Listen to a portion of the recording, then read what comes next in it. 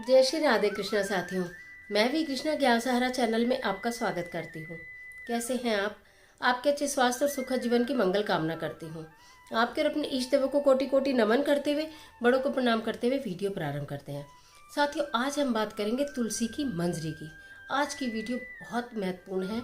हम समस्त जानकारी लेंगे तुलसी की मंजरी के बारे में और तुलसी की मंजरी से किस प्रकार कर्ज से मुक्ति मिल सकती है, ग्रह कलेश से मुक्ति मिल सकती है और हमारी मनोकामना पूर्ण हो सकती है। भगवान श्री हरि विष्णु धन धान्य में वृद्धि कर सकते हैं। तुलसी की मंजरी को तुलसी जीपे से हटाएं या ना हटाएं, कब हटाएं, और जो तुलसी की मंजरी होती है उसके जो बीज हैं उनसे तुलसी का पौधा उगाएं या ना उगाएं, समस्त जानकारी लेकर मैं आपके बीच में। तो चलिए झटपट वीडियो प्रारंभ कर लेते हैं। लेकिन उससे पहले चैनल पर नए आए हैं तो चैनल को सब्सक्राइब जरूर कीजिएगा और बेल आइकन का बटन जरूर प्रेस कीजिएगा, जिससे आने वाली वीडियोस का नोटिफिकेशन आपको मिलता रहे। हम बात कर रहे हैं आज तुलसी की मंजरी की। तुलसी मैया के ऊपर जो मंजरी होती है, यानी कि आपने देखा होगा लंबी लंबी मंजरी आ जाती है उसके ऊपर, तो उसके बारे में बहुत सारे भ्रम होते हैं कि हमें वो मंजरी हटानी चाहिए या नहीं हटानी चाहिए। तो सर्वप्रथम मैं आपको बताऊं कि तुलसी के ऊपर से मंजरी हटा देनी चाहिए। जब तुलसी माता के ऊपर वो मंजरी होती है उससे माता को बहुत कष्ट होता है, और यदि आप तुलसी के ऊपर से उस मंजरी को हटा देते हैं तो माता को बहुत राहत महसूस होती है। इसलिए तुलसी की मंजरी को हटा देना चाहिए। रविवार, एकादशी, पूर्णिमा के दिन को छोड़कर आप उस पर से मंजरी हटा सकते हैं। अब उस मंजरी का हमें क्या करना है कि जो मैंने बताया, ग्रह क्लेश दूर करने के लिए, मनोकामना पूर्ति के लिए, कर्जे से मुक्ति के लिए मंजरी से उपाय भी करेंगे। लेकिन एक बात और कि जो तुलसी की मंजरी होती है, बहुत लोग क्या करते हैं, तुलसी की मंजरी को गमलों में डाल देते हैं या किसी कच्ची जगह पे डाल देते हैं, उससे अनेकों तुलसी के पौधे उगाते हैं।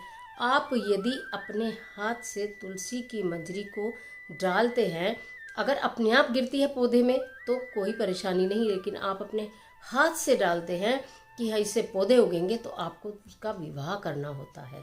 यानी कि यदि आप अपने हाथों से तुलसी के पौधे की उत्पत्ति कर रहे हैं, मिट्टी में बीज डालकर उगा रहे हैं, तो आपके लिए विवाह करना तुलसी का अत्यंत अनिवार्य हो जाता है। इसलिए तुलसी के बीजों को प्लांट बनाने के लिए सोच समझकर एक ग्रस्त व्यक्ति को डालना चाहिए। उसके अलावा अब हम बात करेंगे कि तुलसी की जो मंजरी है वो किस प्रकार हमारे घर के कलेश, देखिए घर में लड़ाई है, झगड़े हैं, कलेश है, वाद विवाद है, हर वक्त घर के अंदर बिना वजह की परेशानियां, बिना वजह की लड़ाई।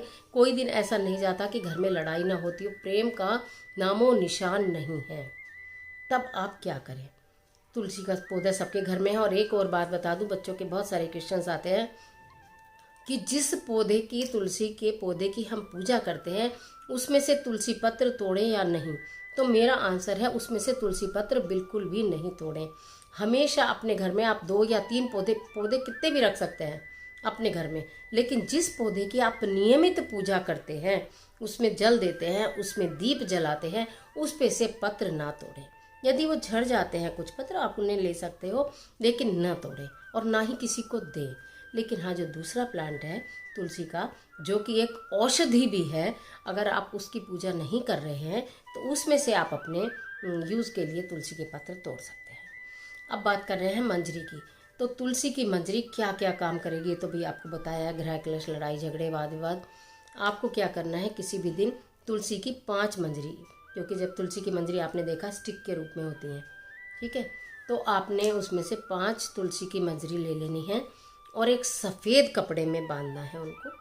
प्रातःकाल किसी भी दिन इस कार्य को कर सकते हैं। जो निषेध दिन है तुलसी पूजन के और तुलसी को तोड़ने के, उनके अलावा उन 5 तुलसी की मंजरी को एक सफ़ेद कपड़े में बांधकर घर के उस कोने में जहाँ बिल्कुल साफ सफाई रहती हो, थोड़ी ऊंचाई पर बांध दीजिए, लटका दीजिए।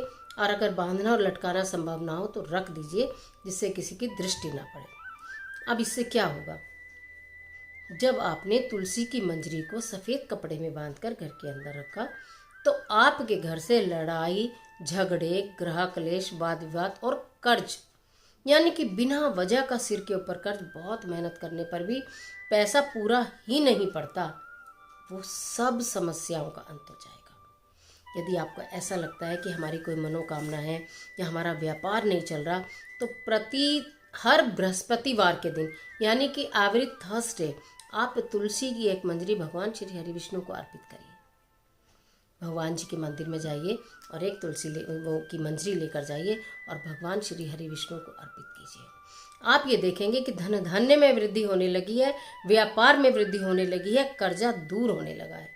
जब व्यापार में वृद्धि होगी तो धन आएगा, और जब धन आएगा तो स्वतः ही कर्जा दूर हो जाएगा। यानी कि जिसका लिया है सबसे पहले उसके देने की इच्छा रखें। अपने पास पैसा रखने की बजाय उस व्यक्ति को दें जिससे आपने लिया है। ऐसी भावना रखकर कार्य करेंगे कि हे ईश्वर, मेरे ऊपर जितना कर्जा है वो सब दूर हो जाए, तो अवश्य धन आएगा।